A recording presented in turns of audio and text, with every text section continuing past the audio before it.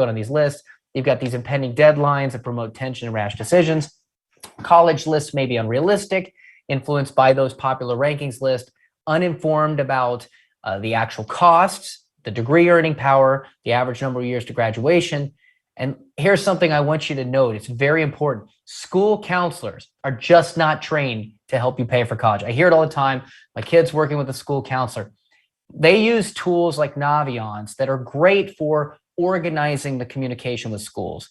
But high schools have a motivation to get kids into different schools and to elite schools because it makes them look good in what they're doing academically. And the reality is counselors have a degree in social work and counseling. They do not have a degree in college. If it is maybe at best an elective that might talk about how to complete the FAFSA. But the thing is, they have good hearts. They just don't know what they don't know. And unfortunately, it's a travesty because they don't look at the financial impact when they're making decisions. I've worked with plenty of families who, again, here's another school I think your kid could get in. And we look at it, it's like, look, that's a $40,000 cost to you per year that you can't afford. So it's important that when you understand this, the biggest issue here is that families are lacking knowledge and guidance because the people that are often guiding you don't know what they don't know either. Okay, so what we're going to talk about is really how to avoid that, because the ultimate result here is, I mean, listen, when you're driven by brand names and not understanding how to evaluate the true costs and benefits of schools, when you tap into home equity or take out large second mortgage or divert retirement funds and then having to work hard longer, this is not going to set you up to the best possible position that you can. The glaring truth is just families out there lack the knowledge and the guidance on how to get the best price for college. So we're going to talk about that tonight. So we're going to talk about how to do it in about 6 key ways of cutting the cost today. Now, before, one thing I do want to do is a little bit of groundwork or some expectation tonight. You may have questions as we go, perhaps lots of them. My partner's on, Craig Coles, down in Texas. He's going to be doing some things. He might be responding to some of those questions to help out. But in general, just put them in the Q&A section. If we can't get to them while I'm going so they can move along, I will get to them at the end. So just note that we are looking forward to those questions. Again, for some of those of you who've joined us, please feel free to put in the chat where you're from. I'd love to see where everybody's coming from. And I'm sure that some of the information that I've said to you tonight has caused some stress, maybe some worry about this. Maybe that's why you're already here. There are lots of mistakes that people are making. They are paying more than they need to. They use assets at the wrong time. They rely on poor calculators. And ultimately, when not informed about this possible college financing approaches, it ultimately makes the job of helping you save and invest and plan for retirement all that much harder. So ultimately, we're here to help make sure that you have information that'll start to get you on the right path and avoid some of these pitfalls. And by the way, I see some individuals coming in from Chicago. You see a lot of people from Chicago. I see Austin. I see Dallas. I see a thank you for doing this. You're welcome. I love talking about this. This is something I'm incredibly passionate about. So I do appreciate that, the kind response there. So all right, and I'm seeing some more Chicago. Cool. So I'm jumping around to the chat box here. Let's see if I can get my buttons to work. There we go. Okay. So again, feel free if you wish to raise your hand. There's the virtual raise your hand. If you're stressed about this, getting your child into a good college. Anybody? I see some hands going up. Okay, I do see some people. Absolutely. I see some more Chicago people come in. Lots of hands. How about worry about how you're going to pay for this once they whatever school they get into? Oh yeah, now I'm seeing lots of hands. I see more concerns about it. Listen, it's understandable you're feeling nervous. I just explained a lot of the reasons you should be. College costs have outstripped inflation for years, and it continues to climb even as many people's income remains stagnant. But stick around because we're going to help you. It does not have to be all stress. We're going to show you how. And I obviously, the reason you feel stressed is because you feel this is an obligation of something you need to do for your child's well-being, most likely. Okay, that's why you're here. And the reason I say this is because year in and year out, as you can see here, most people strongly agree that college is an investment in your child's future. But it's not for everybody. I'm going to talk about that for a second. And I'm also going to tell you that the news on the college front isn't all bad. It is possible to lower stress levels, cut the cost of college, and become a savvy shopper through some of the things we're going to talk about tonight and beyond. What we will cover tonight, the problem that you're feeling, the ways to reduce the cost of college, and the perceived problem. We will cover some of these other things here as well, how to pay for college and get a full refund if you do it right, and the real problem that is actually one of the biggest things fleecing the finances of individuals dealing with college. Now let's talk about what comes into the components of college. I want to say something really quickly here, okay? You as parents have to take the lead. What do I mean by that? It means you got to drive this process. You've got to have a rational, logical approach to this. You have to get involved, and it's going to be a lot of work whether you get help or not. Okay, it's going to be a lot more work if you do make mistakes along the way and don't know what you're doing. But you got to take the lead. Talk to families all the time that say they want to, and they're like, but my daughter says she wants to go here, or my son says they want to go there. And it's like, you can't afford that school. They're not going to give you any aid. There's no discounts to that school, and the return on investment to go there is no better than this other school, but you're going to pay twice as much.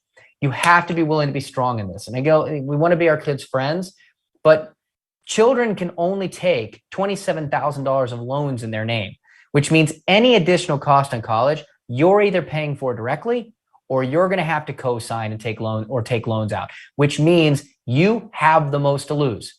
Okay, so listen to this now. Take the lead on this. Your child is the co-pilot. And just like in the front of a cockpit, the captain has the final say. The co-pilot is still very much involved with the process and probably ends up flying the plane for most of the flight. My partner, Craig, being that he was a private pilot for many years, is probably chuckling at that one. It's true. So this is a family process. I've heard parents say, my kid, this is something they'll learn and it'd be good for them to take the initiative. It's your money. You take the initiative. So understand what some roles are here. The student has to understand their college options and really understand them. They have to prep for those admissions. They have to gain self-awareness, and they have to get the right mindset. Now, the parent, you've got to understand your expected family contribution. I'm slowing that down. I will come back to it. Expected family contribution. You have to apply for financial aid. You have to assess your retirement readiness and how much money you want and need to keep for the future. And you've got to calculate your cash flow for college in advance of when it comes. Now, as a family, you work together to select the right colleges. Going back to high school counselors, look, they can help pick colleges. They do not know how to help you pick the right fit colleges for your family. There's more in the social dynamic, the financial, than just what can offer a major to a degree. You need to assess your scholarship options. You need to compare awards offers when you get them, and then you need to prepare to transition successfully. Some people are more prepared psychologically than others for that. Okay. Now, who is this for? Going through really quickly this list here. Let's just say it's for everybody. Whether you got kids in school, kids out of school, have loans, have lots of money, not, again, for sake of time, everybody's going to have a concept out of this. Now, I talked about this, the debtclock.org. You can see the bottom here. Student loan debt, $1.76 trillion out there. And that was the day I took the screenshot. It goes up all the time, which is $40,000 in loans outstanding per student.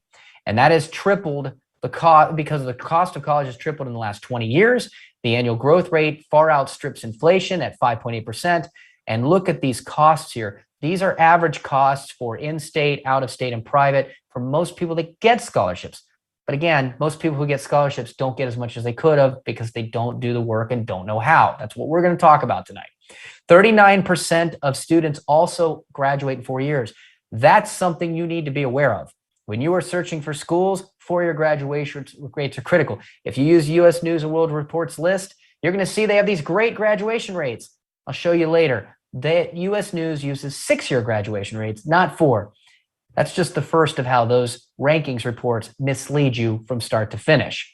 Okay, so we need to make sure we understand how long a student's going to be there and ultimately how much you can pay. And with proper planning, private schools and public schools can cost similar, even potentially have less cost for private school, but it's going to take time, work, effort, and often help to get this done. As I mentioned here, again, just a rehash of some of those numbers, moving on.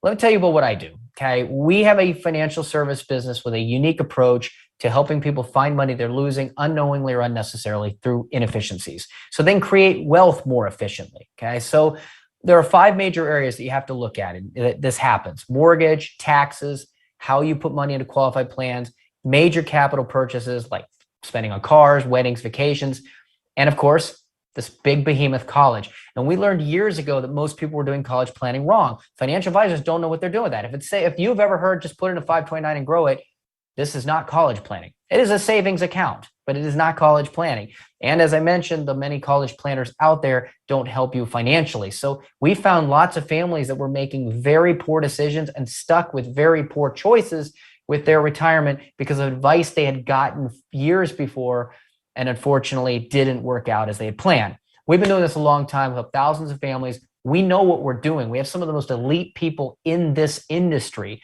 that help our clients on our team. We'll go over the framework. Everyone is different. Every solution's different.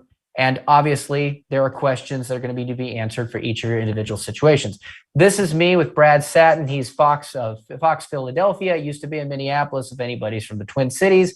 And then this is my partner, Craig, with some articles that he was quoted on, just to show you we've had some experience and been around. And tonight, like I said, we're going to talk about how to cut the costs of the full price published by a school, but also learn the basic principles on how to finance the rest of cost. And here's a hint. Financing isn't necessarily what you've learned the definition to be based on traditional loans. Before we go forward, let me say one thing that might be on all your minds. Should my kid even go to school? Is this a good time? Should they take a gap year?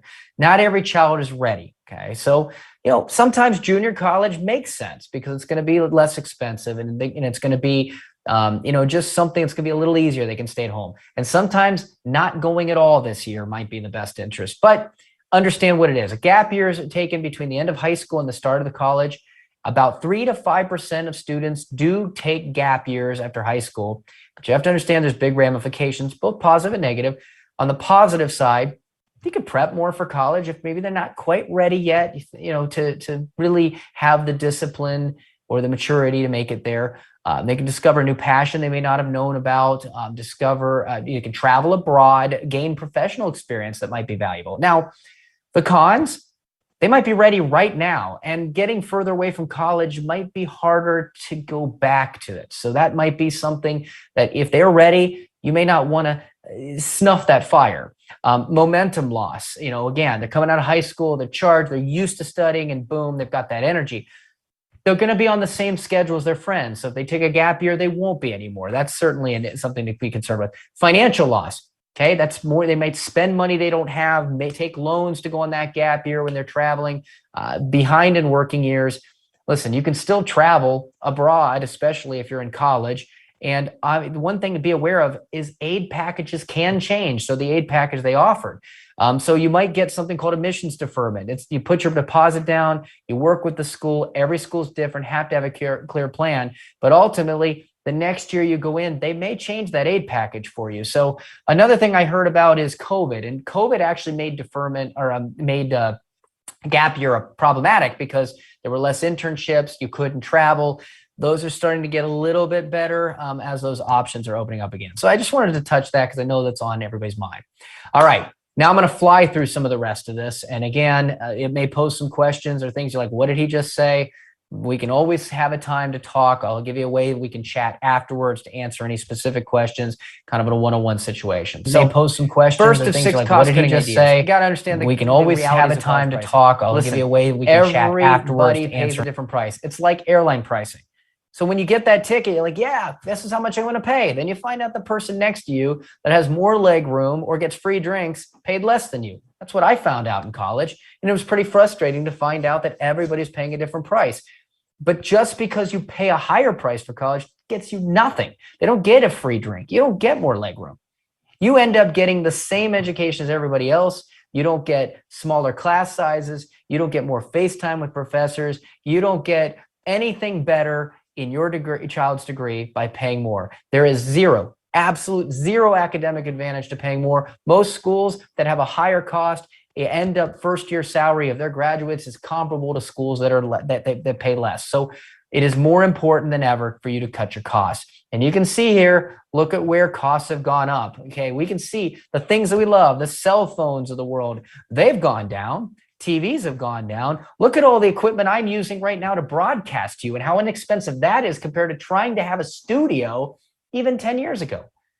But college, food, childcare, the things we need, are going through the roof. They just announced 6.5% inflation. So it is very important that we understand that impact. And listen, a lot of the ability of money that's going to be available to kids is going to be based on where they are in their ranking, not at the high school, because that's something parents are confused about. Well, how is my kid ranked here? Now, again, a number one ranking, if you're the valedictorian, there's going to be some money for sure.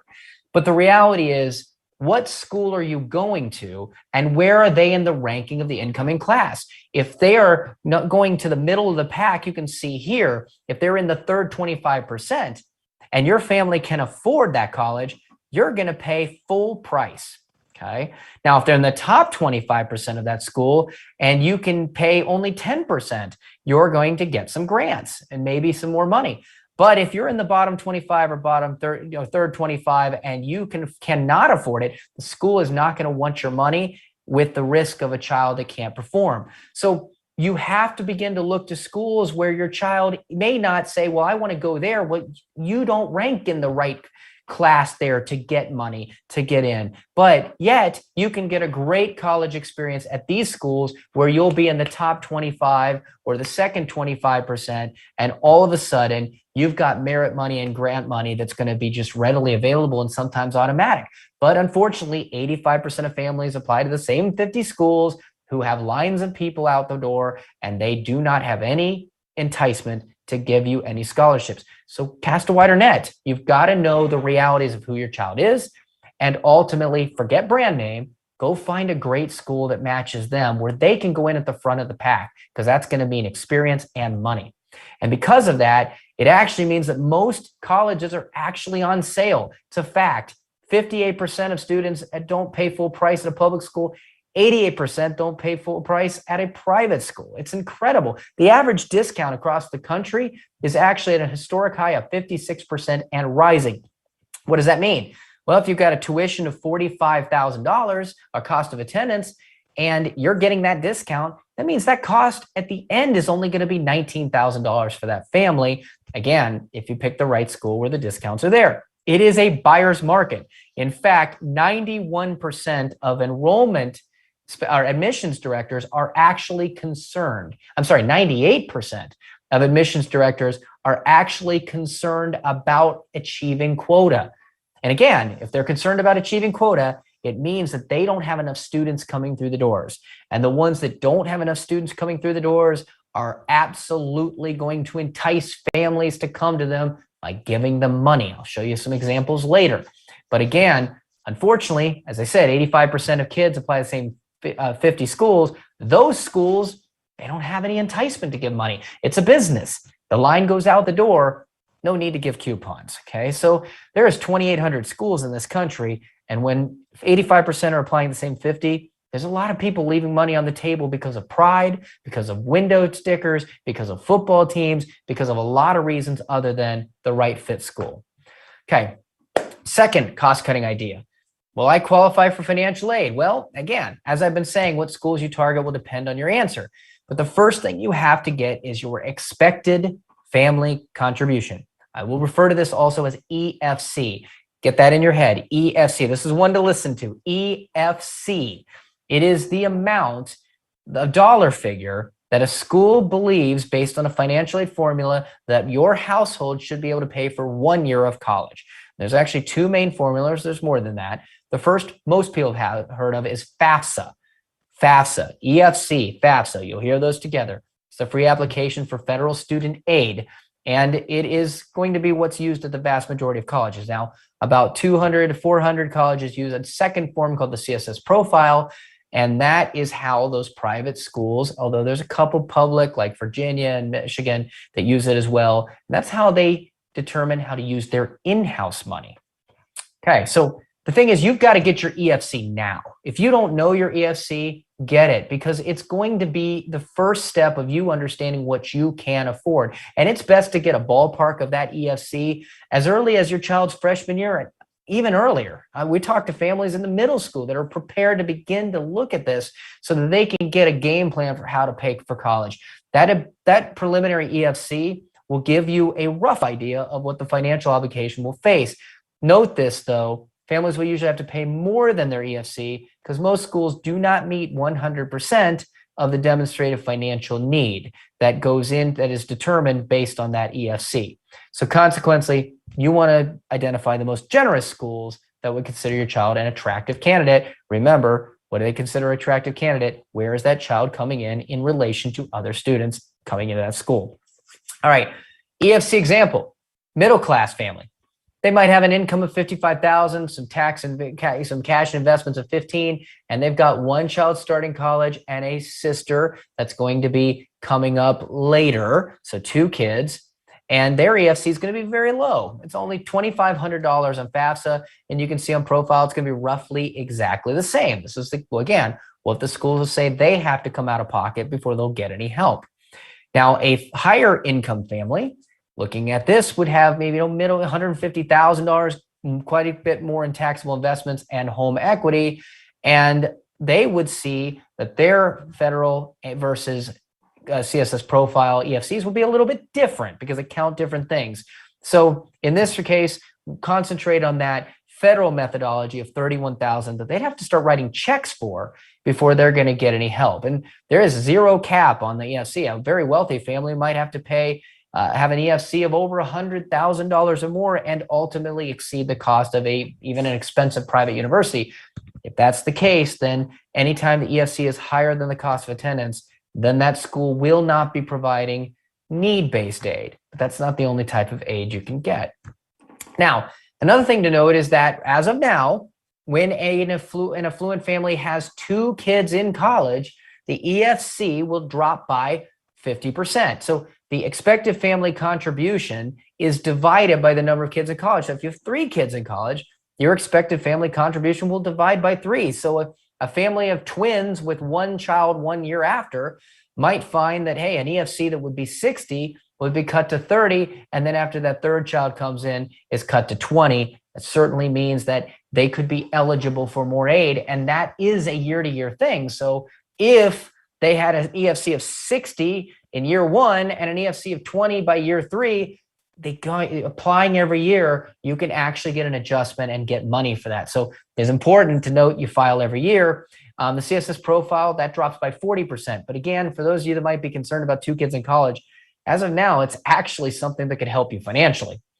Now, zero chance for financial aid, as I mentioned, if the EFC is higher, here's 65,000, than the cost of the college, 58,000, no demonstrated need, there would be no need-based aid, and you'd want to look at a school that offers generous merit aid based on academics, which is not tied to financials.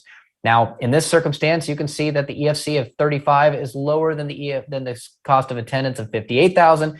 That means 23,000 of demonstrated need, which means that a school would give some need-based aid of up to $23,000.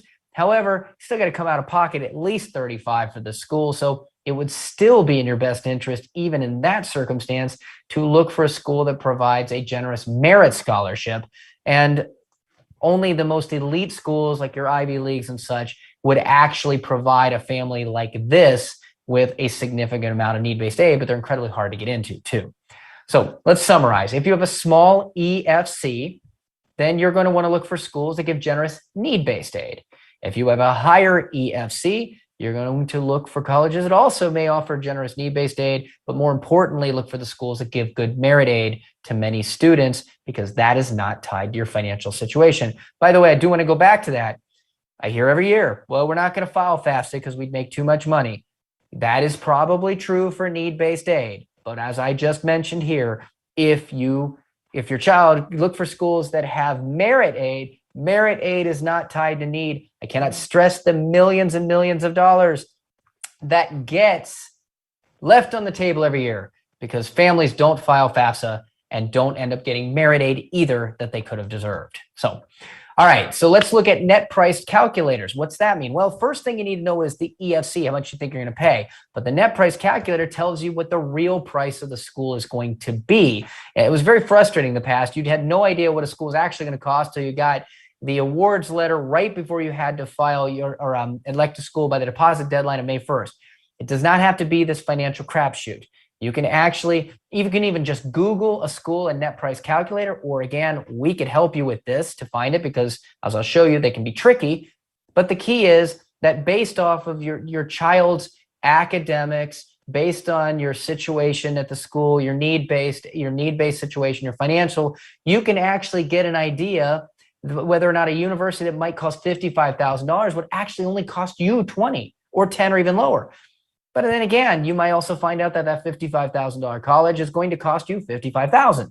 So it's important to do this homework early. Now, this one, unlike the EFC, you can't do too early because, as I said, it does take into consideration some academic credentials like GPA, test scores, but you're not going to be well known until later in the high school years, junior, senior year. However, you can still play around to find out what kind of money could be there based on whether or not it might make sense to test again, or you can even find out if there would be more merit aids or other kinds of money that might be available based on different demographics. So very important, do your detective work, manipulate the figures to find out those test scores or GPAs.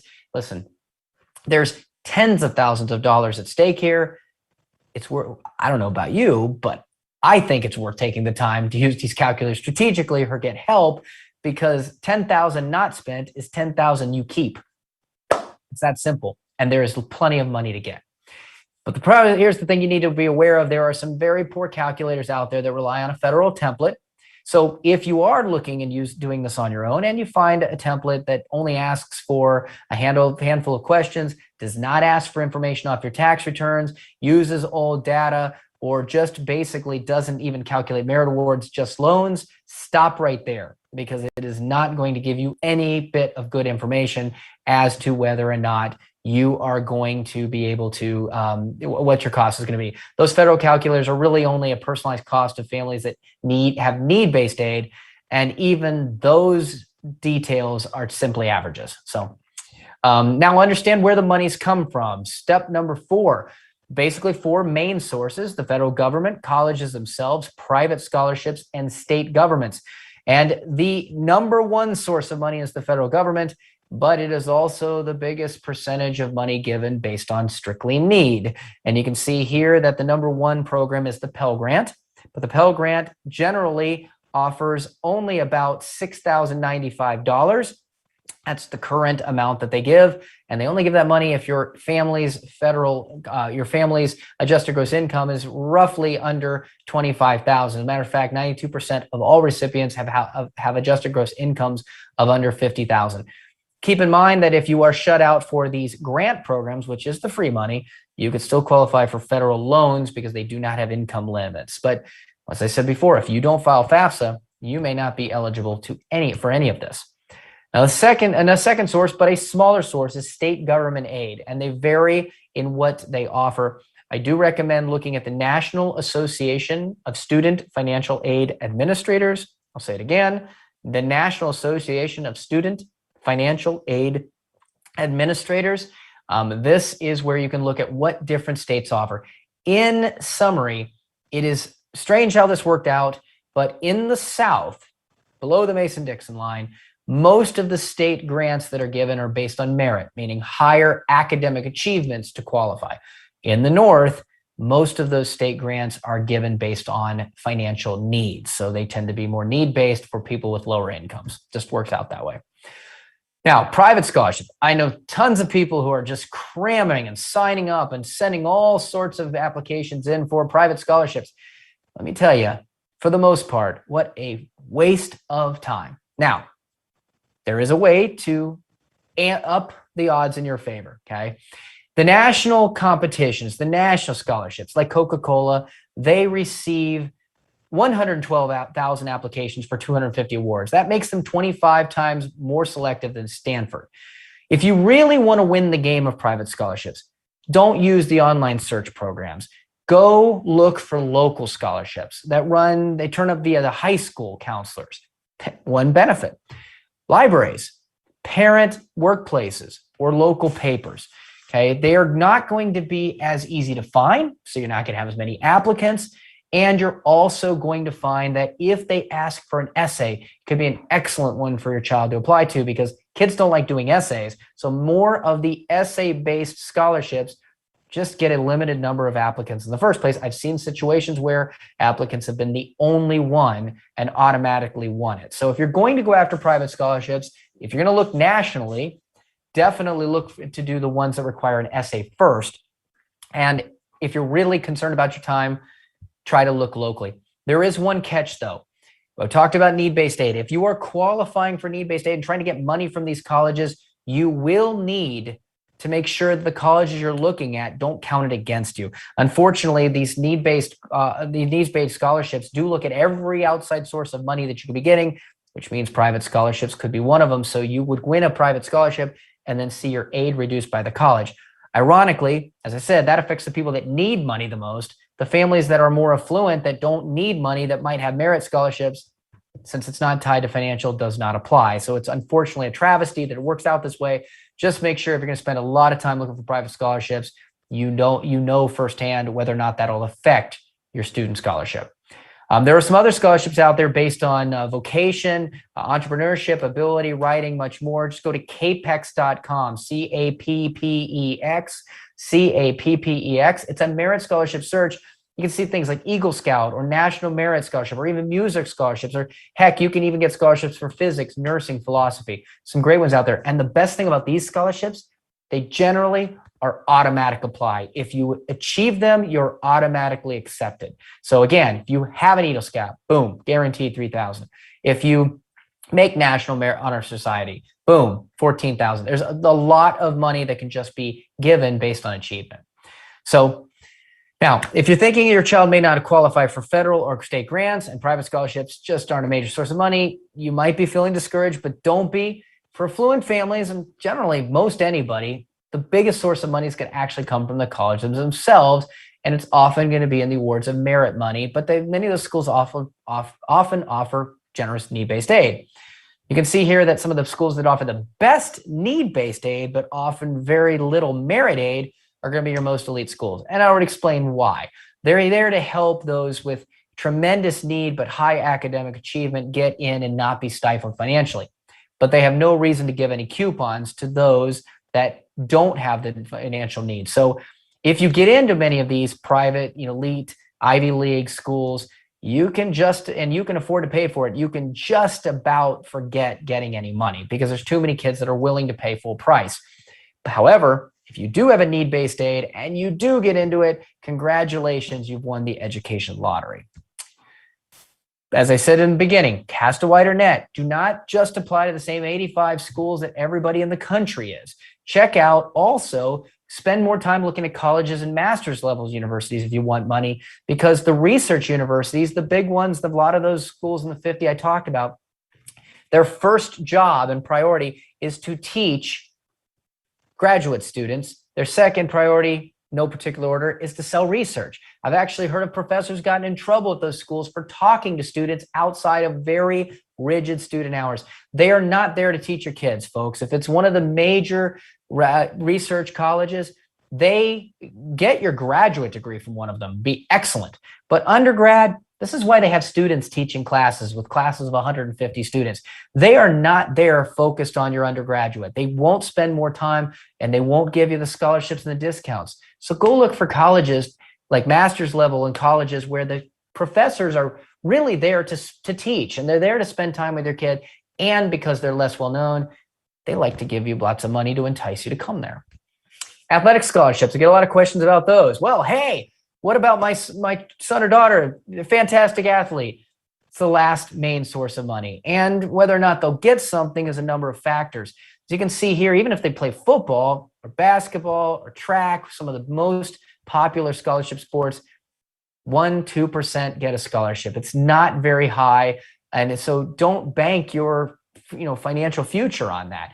And also, they don't tend to be as generous. There's only a handful of sports you can see here called head count sports: football, men's, women's basketball, women's volleyball, women's golf, women's tennis. These are head count sports. So you either get 100% scholarship, so you don't pay a thing for the school, or you get nothing. Okay. All the rest of the sports are called equivalency sports. And those equivalency sports generally don't offer a lot of scholarship. If you get something, it's nice, but you still need to be doing your homework on merit scholarships and need-based first. It can help you, by the way, get into the school. As a matter of fact, going back to schools like Harvard, a little known statistic on that one. I was just trying to look for the fact there. But I mean, getting into an Ivy League school, an athlete does have a better chance of getting into one of the schools because, again, they need smart people who play sports. So it doesn't hurt to play sports. Just don't bank on it for your financial future. All right, so research the generosity of colleges is the next one. I'm going to go through this quickly. You can go to College Board and you can look and say, hey, do they give good need-based aid? Do they give good merit aid? Well, here's a great example of great need-based, terrible merit. Yale, as I said, they're elite. If you can pay, you're paying, and plenty of other people will. So they offer 100% need-based aid, which is wonderful if you're looking for if you're looking for getting need-based aid, you're going to see it. Whoops, I don't want to do that. I've got the wrong thing here. If you are looking for a merit aid, though, you can see down here, they are not offering anything for merit aid. That's going to be something you need to be aware of, again, if you can afford it. Now, a school like New York University, I've heard tons of disaster stories of families. They barely give anything to anybody. They don't give good need-based aid, and they don't give good merit aid. So ultimately, you have to be aware that that is not a school that's going to generally help you financially at all. So now if we take a look at a school like Hendrix College, and there's another great school, Hiram College in Ohio, excellent medical pre-med school. Most people haven't heard of it. Well, guess what? If you haven't heard of it, doesn't mean it's not a great experience, doesn't mean it's not a great campus, doesn't mean it's going to not be the perfect place, but you just don't know about it. So guess what? They've got to work harder. So a school like Hendrix is going to give 90% need-based aid, but they're also going to give an average of $27,460 in merit aid. So again, Hiram College, very similar. There's a lot of really, really great schools out there that provide excellent experiences that are also very willing to give lots of money to entice you because otherwise students wouldn't come. All right, four-year graduation rates is the last of the six. So what do we mean by four-year graduation rates? Well, as I mentioned before, most of these schools don't graduate their kids in 4 years. Matter of fact, private colleges, it's 53% nationally and 33% for state schools. And you can see that a lot of them love to tout their incredible metrics for graduating families on time. At Princeton University would publish in U.S. News and World Report that they do 96.9%, but that is actually their 6-year graduation program rate. Now, obviously 87% is fantastic too, but it's certainly not 96. So understand the numbers that they're giving you, because look at San Diego State. They would say, look, almost 2/3 of our students graduate on time. And the reality is only 32% do. And what does extra years mean? Well, 8 is usually only good for the first 4. So if we get past those 4, it adds up very quick. You could actually spend more on the last 2 than you did on the first 4. Here's an example of some schools that have some great 4-year graduation rates. And you can see there's definitely a difference between private schools and public schools. If graduating on time is important to you, you must be considering at least some private schools in your list.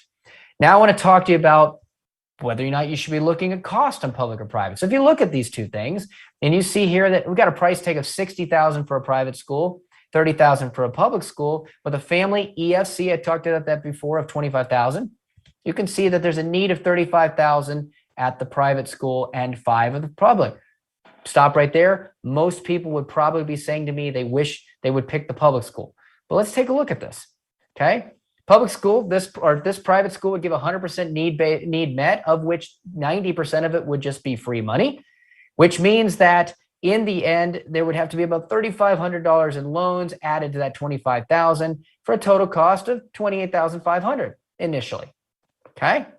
Well, that public school that was $30,000 cheaper, well, they only offer help of about 50% of the need met, which means they make you pay $2,500 back, and then they only give you half of what they do give you as gift, which means in the end, that public school that looked incredibly cheaper in the beginning ultimately comes out to be just about the same cost as the private school. So if you don't know this, you'll pass on some incredibly generous schools. But it goes further. If you were to take a look at private college A, which was the private college on the last screen, As I said, the cost after need-based aid was $28,500, but that school offered a $20,000 merit package. But yet the cost was still $28,500 afterwards. Wait, where's the math in that? Let's come back. The public school said, hey, we're going to offer $30,000, and you're going to have a cost of $28,500, but we're going to give you a merit aid package of $2,500. So guess what? Your total cost is going to be $27,500. There's a third college I threw in here that has a total need-based package of $32,000, but then they give you $17,000, and ultimately the total cost at the end is only $15,000. What happened here? This is something you need to pay attention to. In both the private college A and the public college, these are schools that said, hey, here's how much need you have. Here's how much merit we offer. You get the bigger of the two, and that's it. So you take a look here and say, hey, private college A was giving $31,000 in need-based aid. Yes, there was a $20,000 merit package, but they don't give it to you because they were already exceeding that with the need. Public college said, look, we'll give you $1,200 need, but we have a merit scholarship of $2,500. $2,500 is higher, so that already covers the $1,250. We're not giving you any more. Okay. Private college B did something that gave you an option called stacking. Stacking is really important because it means they gave the need-based aid and they give the merit aid. Anything you qualify for, you get. This is incredibly important that you understand the dynamics here. Most families do not understand how financial aid is offered and how it's put together. So in this case, you are looking at a situation in which the final cost on private college B after appealing and other things was only $12,500. Okay, because appeal is the next thing in there. So if you looked at all three of those schools and didn't know how to do the research and didn't know how to find this out, you could potentially pay almost $10,000 to $20,000 more per year. So let's go back to that high EFC family and let's take a look here. Remember I mentioned before they had a $31,000 EFC? Well, guess what? There's certain things that count in that number and certain things that don't. We worked at that family, moved a bunch of stuff around, and immediately got their $31,000 EFC down to only $12,000. That was a difference in financial aid of $17,000 a year just by moving some things around and how it was reported to FAFSA, all within the rules of FAFSA. It ended up saving that family in a quick couple of sessions, almost $71,000 over 4 years. That is an incredible opportunity. Now, their total cost per year after merit aid additions and other things was $15,650 a year. Again, they had an EFC of 31. They would have filed that. They would have been told to pay $31,000 out of pocket. We worked some things, moved some things around, and all of a sudden, they got $17,000 in savings. Okay? So it's important. Again, we can help you figure out your EFC. We can help you change your EFC based on knowing what things count against you and what things don't. Okay? The other thing is you need to understand those net price calculators. What colleges offer stacking? What colleges offer more grants, more merit aid, more need? We have reports and we have tools that you can use that we can help you to figure that out really, really quickly and potentially save you tens of thousands of dollars that translates to hundreds of thousands of dollars or more in your lifetime. But that was just the start of that family. Remember, let's just keep in mind that they got their cost down to $15,000. Here's how we really save. Okay, I'm going to run through this kind of quickly because we're getting down near the end. But the thing is, how you pay matters just as much as the discounts. Like an iceberg, what you see is the top part. It's the part you're concerned about. I don't want to pay a lot for school. It's too expensive. I get that. We've got to reduce the cost through the scholarships, pricing, discounts, grants. How you pay, though, that's the real problem. How you finance college, how you fund college, how you use your money strategically matter. Listen, money has gotten cheap. This is where we really became passionate. Money got cheap. Colleges became, eligible for a cash grab when the government took over loans about 10 years ago. Incomes have been stagnant. As you see, debt's up. You need a strategy to finance and pay for college. Financing is not just borrowing and paying interest. It's to purchase anything. And you finance everything you buy. So sometimes you borrow money and you pay interest, okay? Sometimes what you'll do is you will end up using your money to avoid the interest that you would pay, but then you have to understand that any dollar you use will no longer grow for you. You give up the ability for that money to earn interest too. So there are four main sources of funds. There's free money, there's found money through wealth transfers, there's borrowed money from loans and things like that, and then there's saved money like 529s and college savings accounts. You have to understand the parent income is one of the biggest things in the EFC, but so are non-retirement assets in the parent and the child's name. And qualifying for aid may mean free money, like I talked about, or borrowed money. School selection is the key driver for receiving that free money, as we mentioned before. There's actually 7 factors, the main factors that go into the EFC. So you can see here, number of people in the household.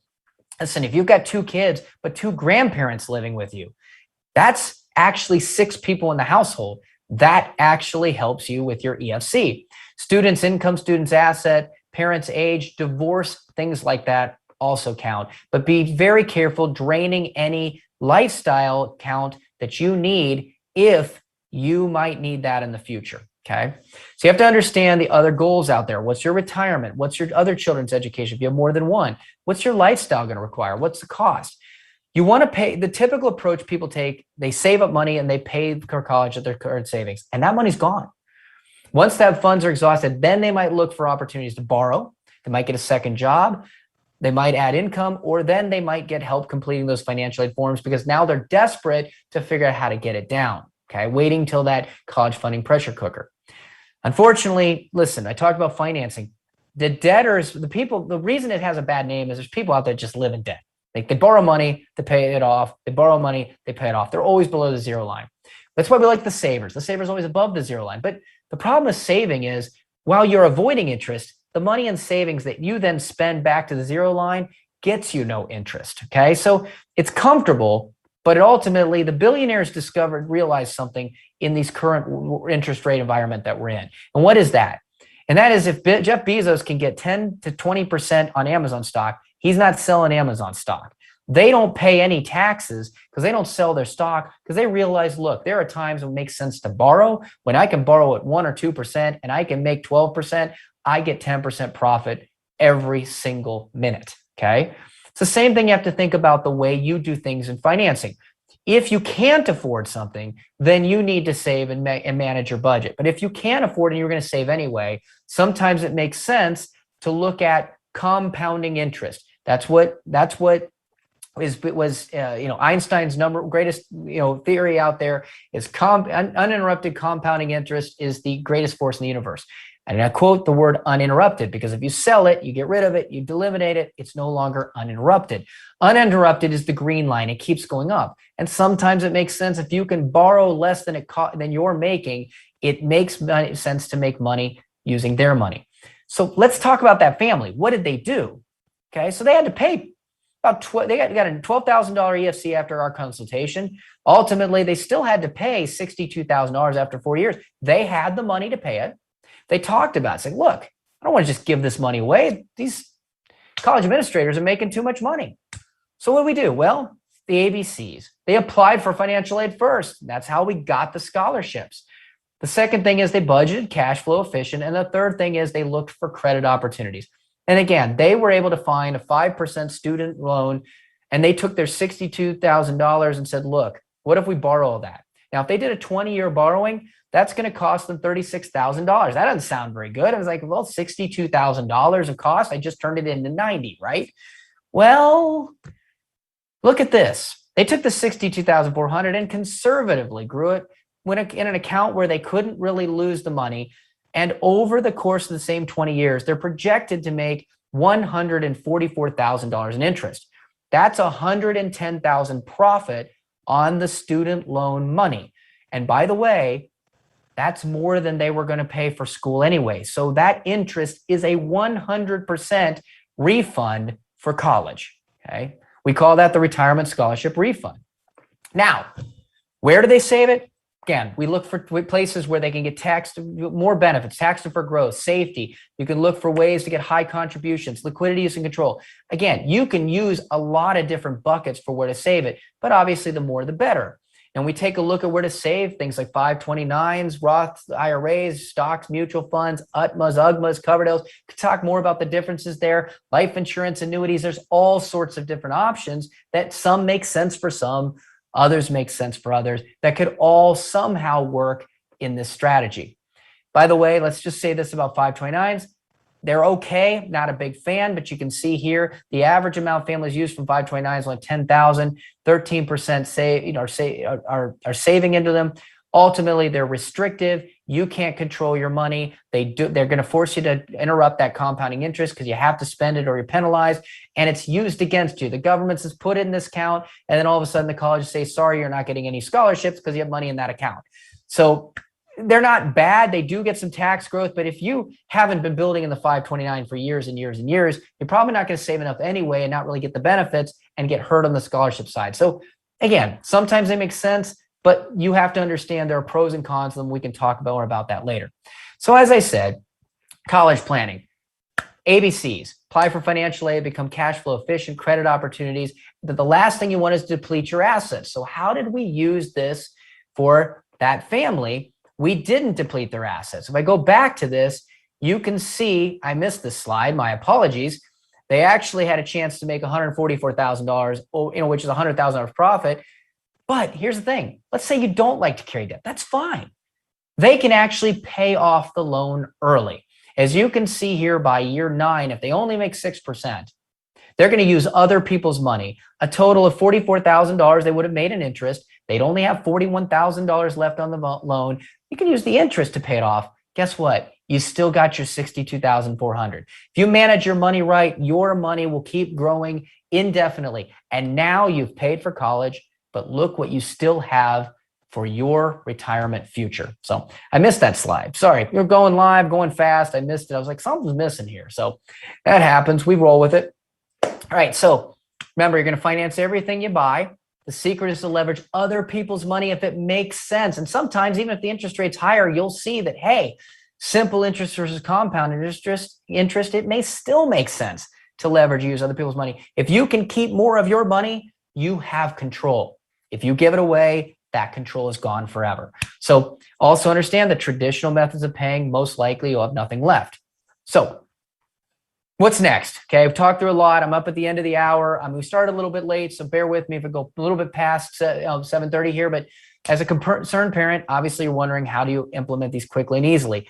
You need to know that you got to understand your retirement readiness. That's number 3. If you don't know if you've done enough for retirement, how can you give your money away for college? Okay, you got to make sure you get the cost down. You got to make sure you're casting a wider net. Get your fair share of money. It's out there. There's billions of dollars left on the table because people aren't willing to have an open mind, think logically, and find the right fit school academically, socially, and financially. Understand this financial aid rulebook and how it applies to you. Again, peeling, I mentioned it a little bit there. Sometimes after you get the first awards, you can go back and get the schools to give you more money through an appeals process. Be prepared that sometimes they're going to ask you for more information like an audit, but hey, they're just trying to figure out what you have, and that's okay. And we got to navigate the entire iceberg. It's the cost, it's the financing plan, it's the payment plan. So as I mentioned, I went fast. Well, you may have lots of questions. If you would like to talk to us, we have a 30-minute talk. It's free. Just get on my calendar and make myself available. Fair warning, we're going to fill up here quickly because I'm actually going to be gone the week of Thanksgiving. So if you are trying to have an urgent conversation, book something quickly. I do have some openings still for this coming week. Otherwise, you're talking to me in December. This is a value. We do have a customized college plan. This is important. As I said, you need to know your EFC. You have got to know the cost of attendance. We have a report that really quickly you can generate very, very fast how much 3 colleges could cost, what your EFC is before our help in getting it better, and how much you could pay out of pocket. It's incredible. It's the 5 most important things that you need to know right there within 5 minutes. Now, this one does have a cost.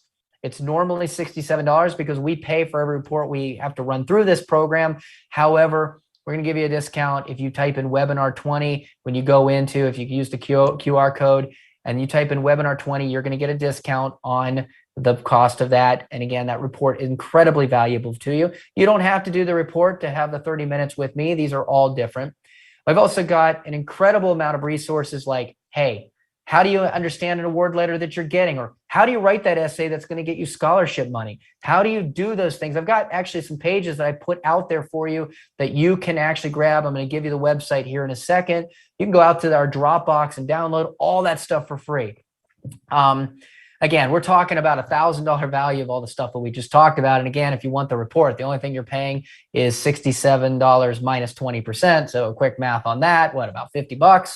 And ultimately, you're going to get rid of the fear of procrastination. You're going to start to reduce that college funding pressure cooker feeling. You're going to have that, save money. You're going to save time, peace of mind. That's what this is about. I tell you, you just don't know what you don't know. The counselors don't know what they don't know. The students don't know what they don't know. And the only people giving you information are the colleges. Maybe they've got something to gain in this that, from you not knowing.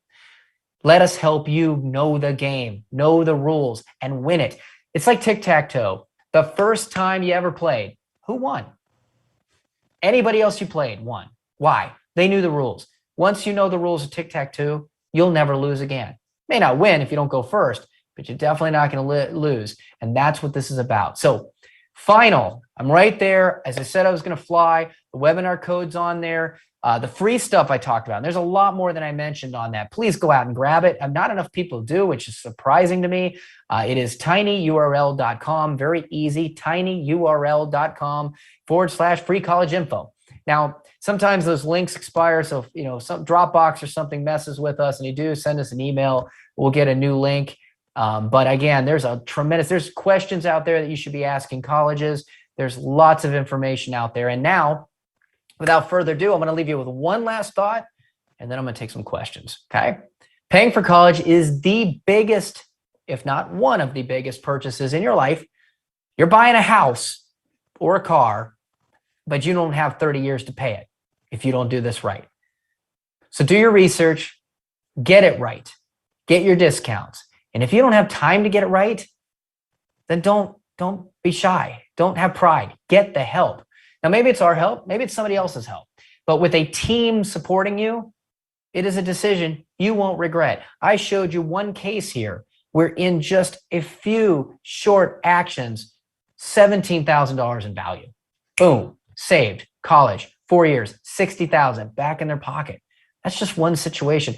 We have saved tens to hundreds of thousands of dollars for families time and time again. We've worked with, our team has worked with over 30,000 families, saved over $500 million in money. Okay, there's tons of money to be saved out there if you know how to play the game. So, all right, I see some chats here. Let me start. There was a question. I think Craig already, okay. I think he's already responded to a couple of these things, Craig. So if you have a student that is a sophomore, let me go back to this. Okay. Rate per student. Oh, a question. What is the, if you wanted to work with us, our consulting, is the rate per student or based on other factors? It is actually based on product. So different people need different things. Some people want the financial planning and just want to help figure out ways to pay for college the best way. Some people, but they may already have the colleges picked out that they want to go to. They may be already further down that process.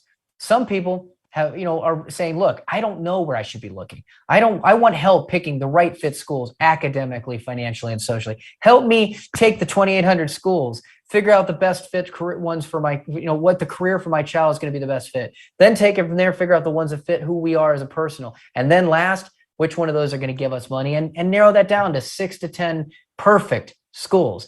And then, ultimately from there, we got to file those forms. And those forms can be tedious. A FAFSA is a pain. CSS profile is a pain. And again, you got to get the numbers right and put things in the right place. I've seen families miss one question, put information in the one wrong spot on it, and lose $10,000 of aid just like that.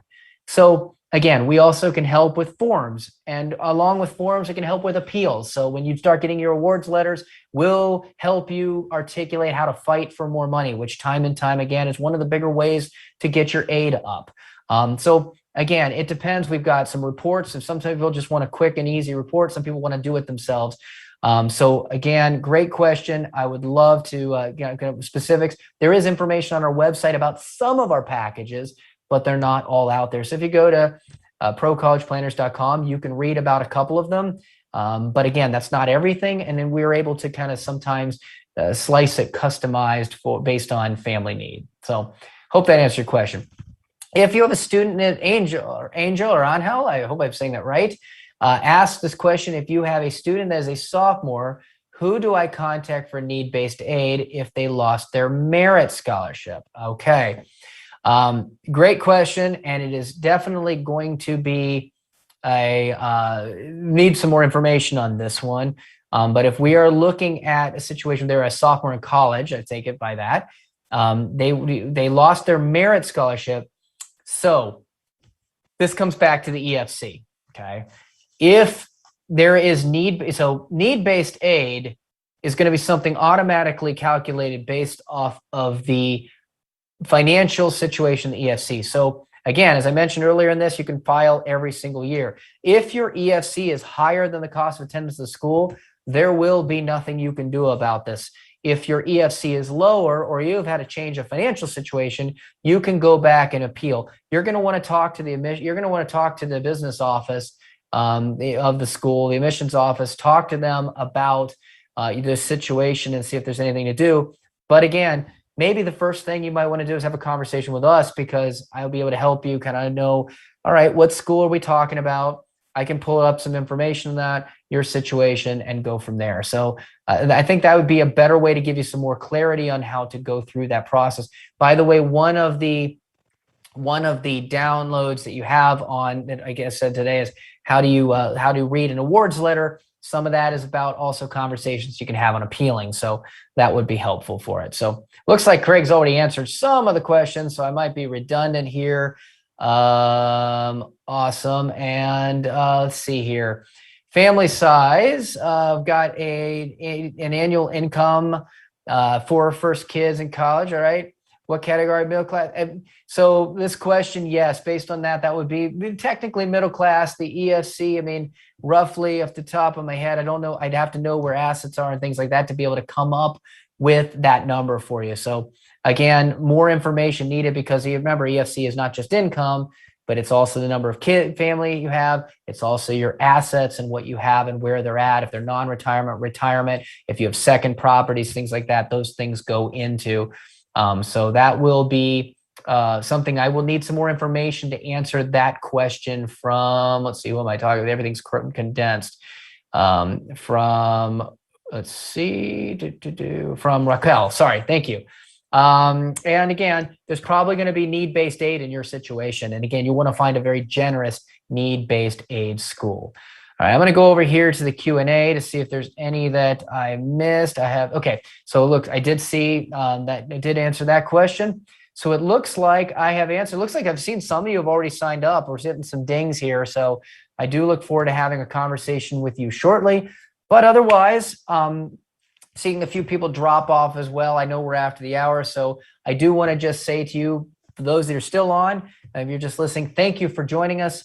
This is clearly a very important topic. It's something we're very passionate about. We understand and have learned along the years of working with families how unfortunately poor the advice was for families, the situations that it's caused for families.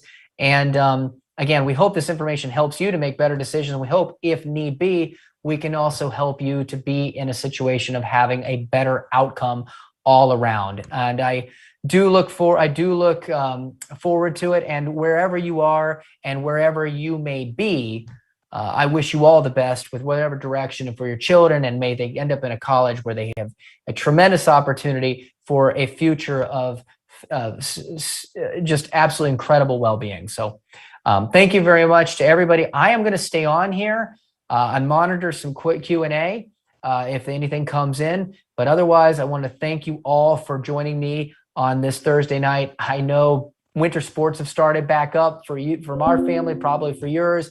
So I know you're all busy, and I thank you for the time. It tells me how important this is, and I love what I do. So appreciate it. Have a good night.